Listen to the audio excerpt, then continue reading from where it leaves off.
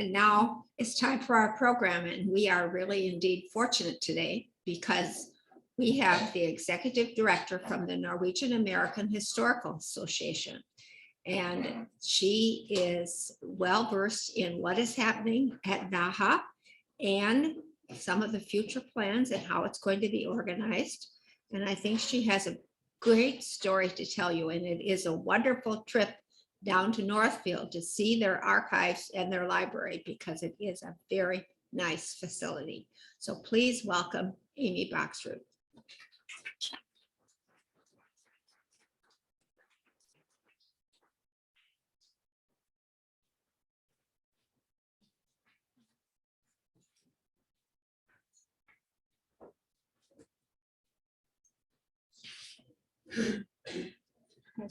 It's okay, guys.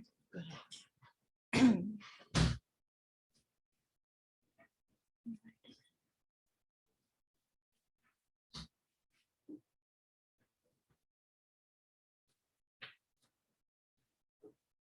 So nice to have a technical assistant. What a treat. So,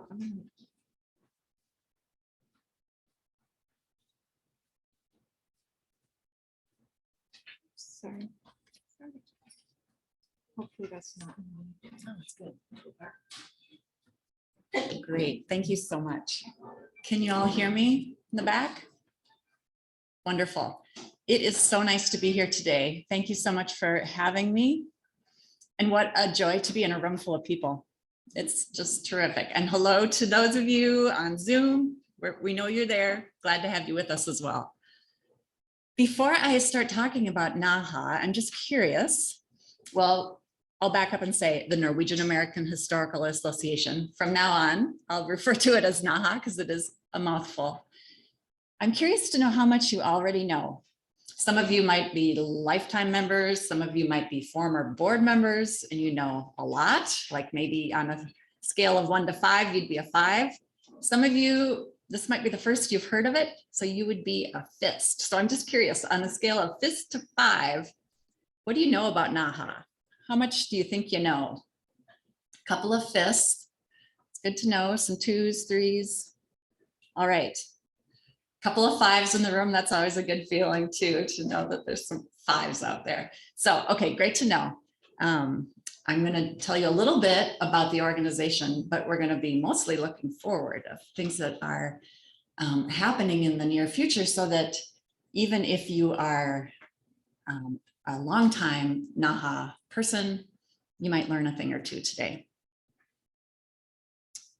So NAHA was founded in 1925 as a North American Center for Norwegian-American History and Migration Studies.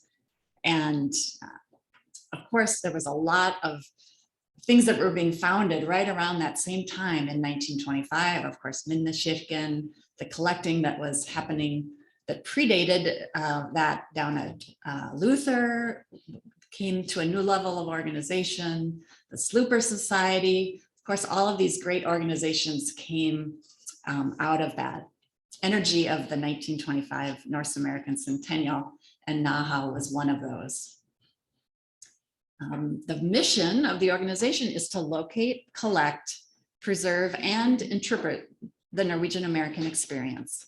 And that happens in 3 main ways: through our publications, through our archives, and more recently with the events that we hold for our members and the public. So as I said, we were founded in 1925. We have nearly 1,000 members throughout the United States, Canada, and quite a few in Norway as well. From the beginning, we have been so fortunate to be housed at St. Olaf College in Rolvag Memorial Library. While we are an independent nonprofit with our own board and our own governance, and our own budget, we do have a great partnership with St. Olaf College. And we keep close ties with other organizations, with our friends at Vesterheim, Norway House, try to keep in touch with what's going on with the Digitalizing. Sorry, got a little, okay, there we go. And we have a special relationship with an organization in Norway called NAHA Norge that started as a chapter of NAHA and has since become its own independent organization. So as I mentioned, I think of it as sort of a three-legged stool, and one of those really important legs is our publications. And this is how we have been showcasing scholarship since the beginning in 1925. It's really a key part of the interpretation that we do. And over the years, over the nearly century that we've been around, we have more than 100 publications to our name. Some of those are peer-reviewed journals, Norwegian-American Studies, a lot of monographs, some of them pictured here, and collections of letters, immigrant letters that have been published over the years. And I am really excited to announce that we do have one book in the pipeline that's due out this fall in cooperation with the Minnesota Historical Society Press. It's a history of the Norwegian Americans in the Twin Cities. And it was written by David Mauk. It's long awaited, and we are thrilled that it's in production now. And so people who are NAHA members will be receiving a complimentary copy of that history of the Twin Cities this fall. So we are really excited about that book. And you can purchase other books from NAHA online at we have a bookshop on our website. So I just have the URL there if you're interested. Another very important part of our publication program, and perhaps the more active part right now, is our journal, Norwegian-American Studies. Over the years, there have been 39 volumes starting as early as 1926. So they got right to work, those founders, with the first version or the first edition. And now it is published annually. It comes out each fall. And since 2019, it's been published in cooperation with the University of Minnesota Press. So we are now part of their journal program. And the journal is available digitally on Project Muse. That was a recent change. If you're a NAHA member, you might remember that it was JSTOR Digital Library until just March. And as you know, for people who are doing research, being available digitally is so important for a journal, because that's really how libraries end up. A lot of libraries just have digital subscriptions to journals these days. So it was really important for us to be able to convert to a digital format. Our members receive a copy of the journal in print every year. I did put one on the back table in case people want to take a look at it on the way out. And they also have digital access. And the cool thing is that they have access to all the issues going all the way back to 1926. So that's pretty cool. I find in my own work, when I have questions about things in Norwegian America, I end up Googling it, and 9 times out of 10, it takes me right to Norwegian American Studies. So it's a great resource, and it's great to have it online. If you are a fan of Norwegian American history, you probably recognize the names of some of our former editors. Theodor Blagen, of course, was our longtime founding editor. Ken Bjork, Odd Lovell, Todd Nickel, and now our new editor is Anna Peterson, who is the associate professor of history down at Luther College. We're just thrilled that she is able to also serve as our editor. And it kind of goes back to an earlier model when Theodor Blagen was the editor of NAHA. He was at the University of Minnesota. So I tell people we're going back to the Blagen model of having our editor at another educational institution. And I love having that partnership with Luther. I think it's just a wonderful opportunity for us. We've been working on ways to stimulate scholarship. And one of the ways that we have developed just recently is we've launched our Odd S. Lovell Award for excellence in undergraduate research and writing. So our first recipient is pictured here. His name is Conrad Peterson. He just graduated from the University of North Dakota, and he wrote an article on Nordic public art in North Dakota. And that was our winning essay. And it will be published in the next issue of Norwegian American Studies. And he got a nice cash award from us as well. So we're spreading the word. The next deadline is June 1 for the next award. So if you know anyone who's an undergraduate and has written any paper on any topic of Norwegian-American studies, you can let them know that they can apply for this award. Another way that we're actively trying to stimulate and educate students is we have an internship program. Here's a couple of our interns from last summer, all St. Olaf undergrads, and we're happy to say that these internships will be running again this summer. So we have an outreach intern that will be working both for me and for our archivist Christina. And then through the Norwegian department at St. Olaf, we're able to create a Nordic Studies in the Digital Humanities internship that we're really excited about. And those students are helping us to develop resource guides for our archival materials. We have a couple other ways that we are working to stimulate research. And we have 2 new fellowships that we're just on the brink of announcing. Very excited about these. And they are not limited to these areas, but they are really encouraging people to look at new historical eras, new geographical spaces, the 2nd century of immigration of Norwegian Americans, and to look at some cross-cultural connections, whether those are with other Nordic groups, other immigrant groups, with indigenous groups. There's a lot of interesting historical questions that haven't been answered yet. Through the generosity of an anonymous donor, we were able to create the Archives Fellowship Fund for our archives. And this fund specifically encourages people to come and use our collections. And then we also have a fellowship that we will be launching through our archive or through our publications committee. And that's going to be encouraging people to do research elsewhere, other cities, maybe even other countries, and with the hope that it will result in publications for our journal. So we'll have more information very soon about those awards. So one question I get quite a bit from people is just, what is an archive and what makes it different from a library? You know, most of us grew up using libraries. A much smaller group of us use archives, I think. And what I tell people is a traditional archive is a place where public records and historical material are stored. And the difference is that, you know, these are really unique and rare materials, oftentimes not available anywhere else. Unlike a library where you might find the same books in whatever city you visit. A traditional archive doesn't loan out materials. You have to visit on site to use them. You make an appointment. And of course, this is Beulah Folkedal, our former archivist, but you know, someone goes back and actually finds those materials for you. And so we want to make sure that we are ready for you when you visit. And a traditional archive has a combination of unpublished and published materials. If it's published, it's probably quite rare. And really our focus at NAHA is on a lot of unpublished materials that you wouldn't find elsewhere.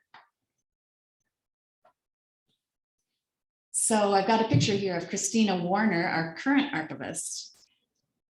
And the NAHA archives, as I said, housed at St. Olaf College in the library there. We really have become the North American Center for Scholarly Research, but I want people to know that it really is a treasure trove for family historians as well. And we can talk about that a little more in another slide. The collecting really went into action in earnest in the 1930s when the first field agent, Carlton Qualley, got in his car and actually drove around from farm to farm in the Midwest and collected materials, put them in the trunk of his car. And when his car was full, he would come back to NAHA, unload, and then go out for another trip. Ole Rovag and Theodor Blagan were also instrumental in those early collections. But the archive is still growing. We have 2,300 individual collections and it's growing every year. So some of the more recent collections that we've taken in, we now have the Ski for Light collection, which is through Sons of Norway, founded through Sons of Norway. We have Birkebeiner ski records, which is an event that is still going on every year. So things don't have to be happening in past tense in order for them to be archived. But the main thing that you will find, letters, rare books, lots of photographs, diaries, organizational records like the Bygdelag, Sons of Norway, singing societies, Daughters of Norway, tracts, pamphlets, and audio and visual recordings as well.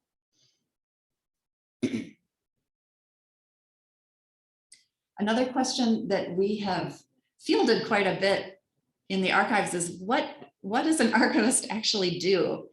And like a lot of people's jobs, there's that tip of the iceberg that we see, and then there's all the things that you don't see. And so I think for most of us, we would see what happens in the lower left-hand quadrant, enabling research. And if you're a patron, you would visit the archives, or during the pandemic, almost all of our work was done remotely with patrons. But that's the part you see, or maybe down on the other lower corner, you might see an exhibit or a presentation done by an archivist. But there's so much more involved in managing the collection on a daily basis. And as you can see, they're all so intertwined. There's acquiring collections, supervising our student workers and volunteers when they're able to come in. There's preservation of the collection, processing, which is just a jargony word for sorting through things and getting them into folders and boxes, cataloging things, digitizing them. And that's become more and more important. As we all know, during the pandemic, people started to really rely on things to be available in a digital format in some cases. So you can see there's a lot of hats that an archivist wears. And I'm so grateful that we have Christina in the archives. My job is really more organizationally focused, and Christina's job is truly to serve our patrons and to care for the collection. And it's interesting that the job of an archivist, I think, is getting more and more technical all the time for all those reasons that you can imagine, with all the virtual requests, all the cataloging, so that people are able to find things online, discover materials, and access them digitally in some cases. So I've also had people say, can you just show me how to actually find something in the NAHA archive? So I want people to know this is just over on the right-hand side, this is just a screen capture of our archives page, and you can see the URL there if you go online. And there's a number of ways you can search for things or look for things. Our catalog now is called Omeka, and you can search for terms. In fact, the next slide, I think, is just a screenshot of what happens when you click on the Omeka link. This is our catalog. There's a search bar up there, and you can enter any kind of search term you would in any other kind of search engine. So a place name, a family name, a term, historical term, organizational name, and then the hits come up relating to it. But there's a lot of other interesting materials that you can see online. We have a really huge image collection on Flickr right now. And you can look at the low resolution or the medium resolution photos. If you were going to use the photo for anything, you would have to request it from the archivist, but it's a great way to browse what's out there. We have collaborated quite a bit with the Minnesota Digital Library, Minnesota Reflections, and there's quite a bit of information and materials that have been digitized there, including quite a bit from the 1925 Norwegian-American Centennial Collection. If you want to see some photos of that event, the program has been digitized there. If you want to read the speech that Calvin Coolidge gave to the crowd at the state fairgrounds, you can read it on the Minnesota Digital Library. And then I tell people, Two, to think about our own journal as a great source of information, and all of that is available online, of course. And then in the last 2 years, we have had 2 major collections digitized through a grant. We have digitized last year the papers of Ole Rovag, and this year we are working on the 1925 North-American Centennial Collection, and those are really big collections. We were able to fund our archivist half-time in order to do this, plus to fund a complete other archivist position for the year. And she is just simply scanning and describing materials for a whole year. So you can imagine how much information is being added to these collections online. So we're very glad to be able to do that. And we wanted to make sure that that information was available for the 1925 collection for the 2025 North American bicentennial that's coming up just around the corner.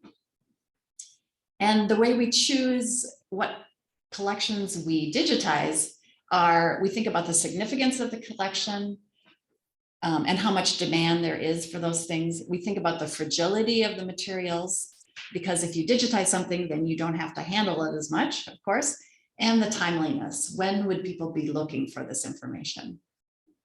And of course, we will never have everything digitized. It's just absolutely not sustainable. There's a lot of hidden costs with storing digitized records online. There's a lot of ongoing costs. So we really have to be judicious about what we choose to digitize and what we choose to leave in the original format. So getting back to the topic of family history, and I know that's where a lot of people become interested in our collection, some things that you will find in our collection. And I tell people, if your goal is to fill out your family tree with names and dates, NAHA probably isn't the place to come for that. But if you're looking for the larger picture of Norwegian-American history, that is where NAHA can just be a treasure trove for you. If you want to know what was it like to be a farmer at the end of the 1890s in South Dakota, or what was it like to be a pastor in Wisconsin in the 1850s? These are the kind of questions. Or if you know that your grandparents belonged to a certain congregation, we might have congregational records that would shed light into what that congregation was like. So that's what I mean by the bigger picture. So it's a great way to kind of fill out your understanding of your family history. And you'll find correspondence, diaries, obituaries, lots of family histories and collections in our archives, organizational records. Maybe you had an ancestor that was a member of a singing society, or Daughters of Norway. So you can find those things. You can also donate materials to our archives. I know families often get to the point where they wonder what's going to happen to these treasures, this family history. Maybe your children aren't currently all that interested in being the new owners of the family photo collection. Or maybe you've got a really large family and you want to make sure that it is available to everyone. Or maybe you don't have people to pass these things on to, but you want to make sure they're preserved and discoverable for people in the future. So that's a great reason to think about giving them a new home in an archive. If you're interested in family history, Rovag Library has some other great materials that were once probably came through the front door of NAHA, but we have since shared responsibility with our colleagues in the library because they really are the book experts. And so we have a huge collection of Big de Burker at St. Olaf Library, a lot of directories of churches, pastors, and books and periodicals by and about Norwegian Americans.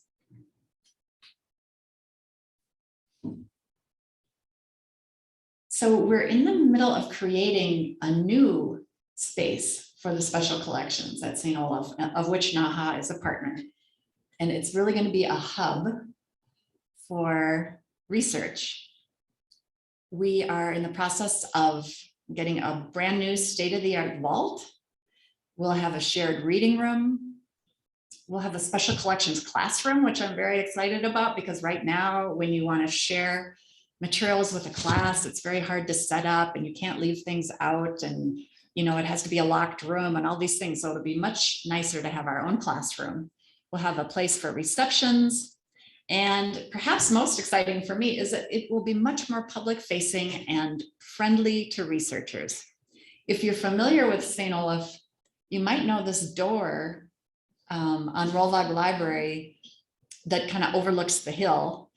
And right now it hasn't been used in many, many years. They're going to be opening up those doors and you'll be going right down into special collections. So if you know where the old Kierkegaard library was at St. Olaf, that will be the new reading room. So right below the big research room, there was the Kierkegaard library, and that will become the new home of special collections. So we're not moving out of the building, but it's going to be all new infrastructure and space for us. Phase 1 is already underway. The renovation of the vault, or the space that will become the vault, is currently, they're working on that. It's going to get very busy this summer and probably pretty noisy.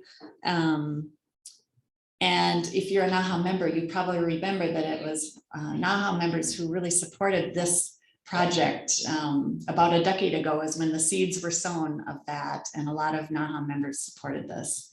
So this is the fruit of that project, and we're excited that by our NAHA centennial in 2025, which is also coincides with the bicentennial of Norwegian-American migration, we are excited to celebrate in a new facility, and we also plan to have a fully endowed archives program by then. That's the gift that we're giving to ourselves, and we hope the rest of the Norwegian-American community.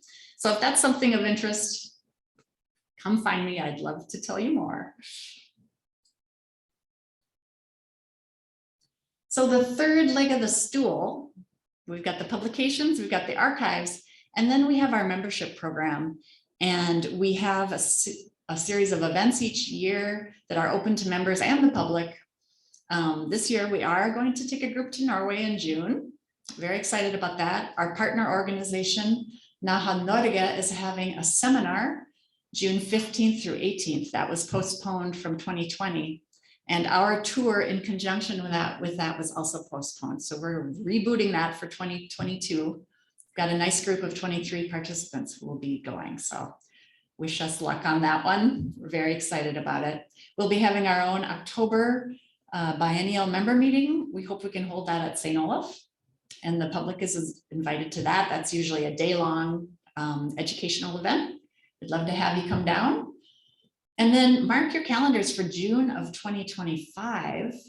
There'll be a big seminar at St. Olaf as part of the commemorations of the bicentennial of migration. And we're working with our partners, NAHA Norge, and also Nortana, the Norwegian Teachers and Researchers Organization, to hold a multi-day conference at St. Olaf.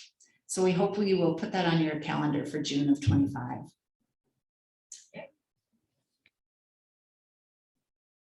Finally, I just want to invite anyone who isn't a member to consider. We'd love to have you. As I mentioned, members get a copy of Norwegian-American Studies, both print and online. We have a quarterly newsletter called Currents that goes out. All of our books are, as they're published, members get a complimentary copy.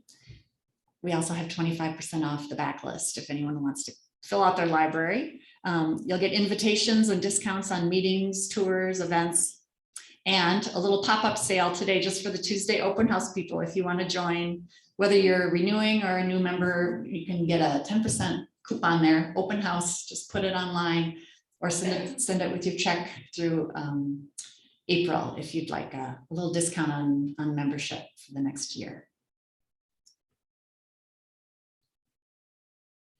So if you'd like to learn more, I just encourage you to check out our website, naha.stolaf.edu. You're welcome to contact me anytime. Just pick up the phone. give me a call or email me at NAHA. Or if you have questions about the archives, or you'd like to make an appointment, or you'd like to know if we're interested in a particular item from your family, or you're interested in knowing if we have something, it's best to contact Christina Warner, our archivist, and you can find her at naha-archivist@stoloff.edu, or give her a call at the number there. And she'd be happy to talk you through any questions. So that's what I have. I'm wondering if there are questions from people.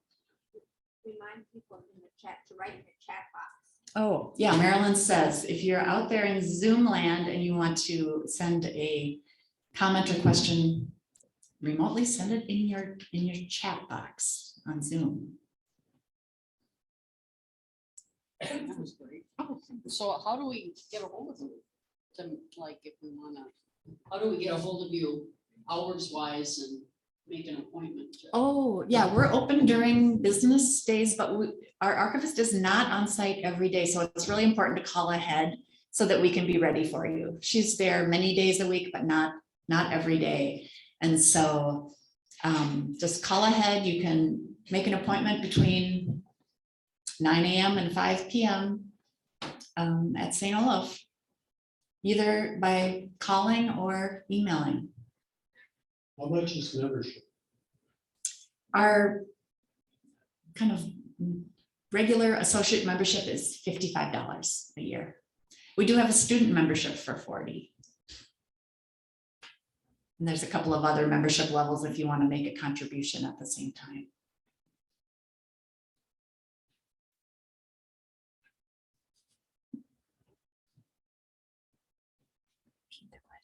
Oh, yeah.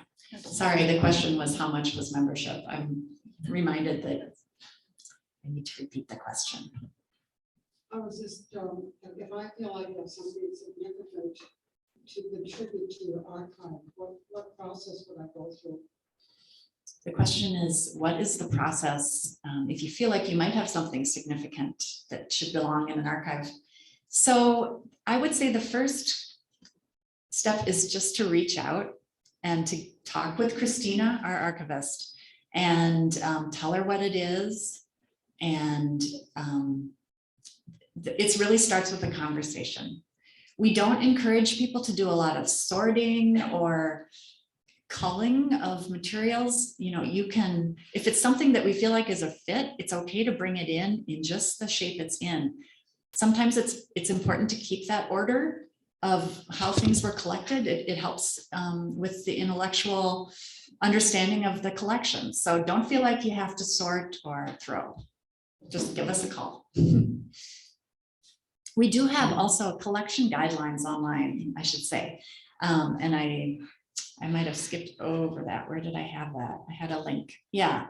So in the middle of the slide there, if you go to our archives page, and then there's a page called About the Archives, you'll find a collection guideline link. And that really describes the things that we do collect and the things that aren't a good fit for us.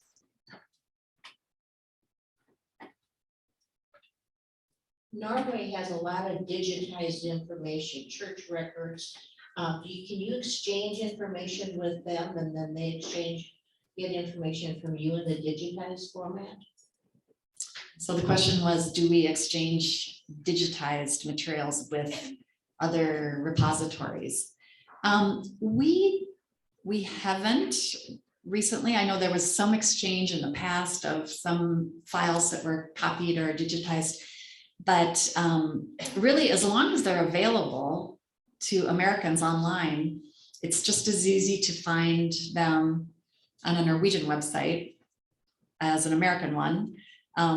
We feel like the important thing is that things are preserved and that they're discoverable. And as long as that happens, we are just very happy to direct people to other repositories where they can find information. Do you translate or facilitate translation of letters or other family documents? The question was, do we facilitate translation of documents? We have a list of translators that we provide people when they request.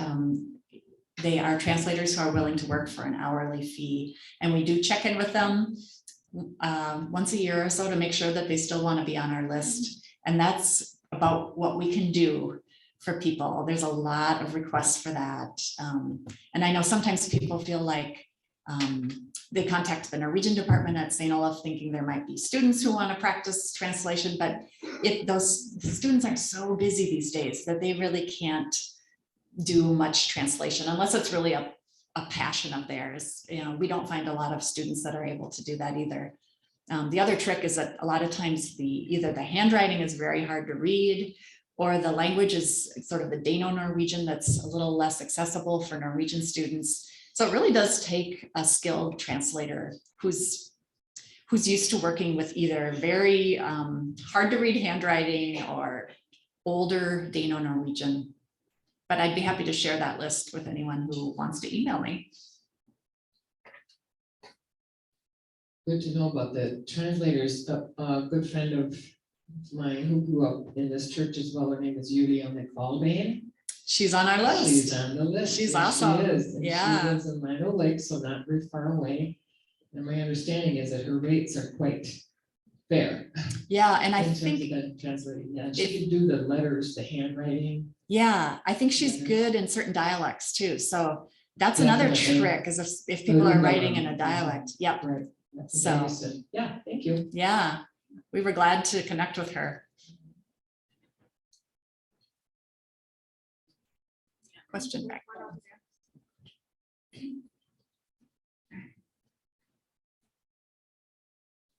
For the different dialects that may come into the language, would it also stipulate which dialect meant what?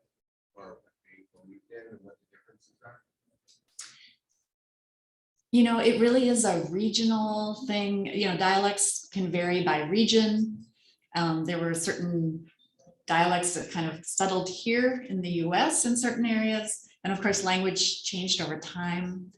But I don't know that, other than, you know, how you would qualify a group of people from a certain area, that's about all you could say about it. Like the religious beliefs? Oh, I don't think you could make too many connections with the religious beliefs and the dialect they spoke. Are there any online? Yeah, there's two. I'll just read them. Yeah. Just one, not, that was I wrote. just this one. How? Yeah, it says, how detailed is the indexing of the archives and images? Okay, how detailed are the archiving index of the images? It varies. It does vary. If you were to be looking into now images from the Rolog collection or the 1925 collection, when we're finished with that, those will be very thoroughly indexed with a lot of metadata. Some of the earlier collections, it's a little thinner. Sometimes we don't have any identification for a photo. So there you might just get a brief description and that's all we know, you know, family picnicking, you know, that's all we know with an estimated date of the event. So it really depends on the collection. That's all we have here. Okay. Oh, another one over there. Maybe you can hear me. I just want to know, do you have to be a member? Sherry needs her exercise. Sorry, I've been in and out today, so this may have been already asked. But Yeah. do you have to be a member to get into those records, or can anybody just get into them? Are they available to everybody without being a member? They're available to everyone. Yep. You just need to call ahead. That's all we ask so that we know you're coming and we can prepare for your visit. Even online too. Yeah, there's nothing password protected for members. So you can get into the catalog and look at the photo collections. Yep. Can we have the contact information up there? Yeah. There we are. I have two connections. Kenneth much like me. Kenneth Yoke is my relative. Mm, Also, I belong to Negros #1, and we have stuff that we need to give to them. mm-hmm. And so Mary has at her home, so we need to talk to. Thank you.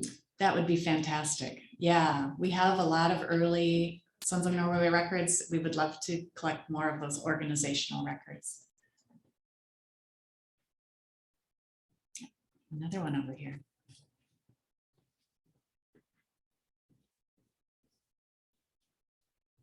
Speaking of these Norwegian language records that people have and are wondering about, would it be of interest to anybody here if we could have a workshop day, a NAHA workshop day here or in Norway House, where you could bring in your documents and there could be somebody who could read them.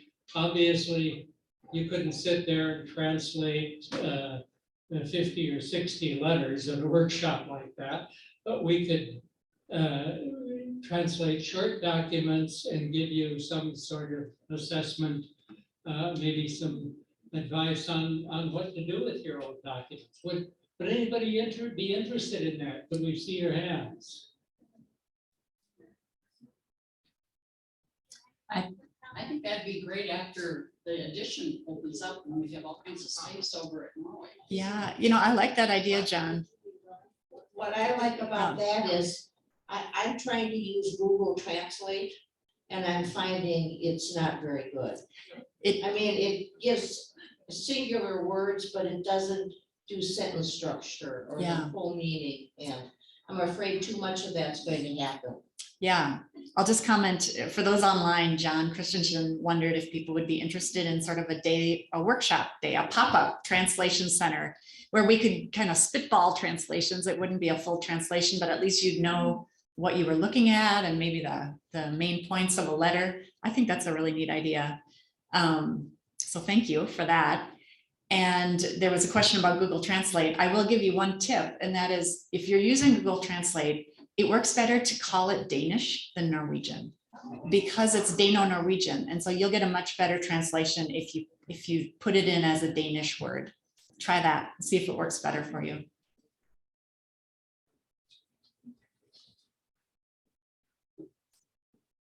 Okay, looks like we're out of questions, but what a great presentation. Yeah, thank you so much.